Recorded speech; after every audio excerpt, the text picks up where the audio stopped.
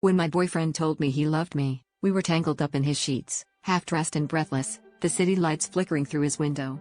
I believed him, of course I did, because he'd spent months convincing me that his marriage was a technicality, a mistake he'd fix once things calmed down. I wasn't innocent, but I told myself I was different, his exception, the reason he'd risk everything. I didn't ask too many questions, and he didn't offer answers. That night, love felt like a promise. I was still lying in his bed when my phone buzzed. It was a message from a number I didn't recognize, a video file attached. Curiosity won. I opened it, and immediately saw her, the woman I'd only seen in blurry Instagram photos, walking down an aisle in a white dress, beaming at the man beside her. My heart stopped. The man waiting at the altar was my boyfriend. The date stamp burned in my mind, last Saturday.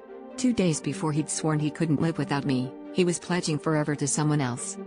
I confronted him right there, holding the phone out like a weapon. He stared at the video, face pale, and didn't even try to deny it. He just said, "It's complicated," and tried to reach for me, but I recoiled. The lies came out in a torrent, how he'd never planned to leave her, how I'd been the distraction from a life he never wanted to change. I felt stupid, angry, and then numb. The woman in the video texted me again, "You're not the first." I left his apartment shaking, but it wasn't until I got home that I realized the worst part. I still wanted to believe him. I wanted to go back to the version where I was special, where love could excuse anything. I stared at the video again, at the happiness I'd never have, and wondered if the thrill of being chosen was ever worth the cost of being lied to.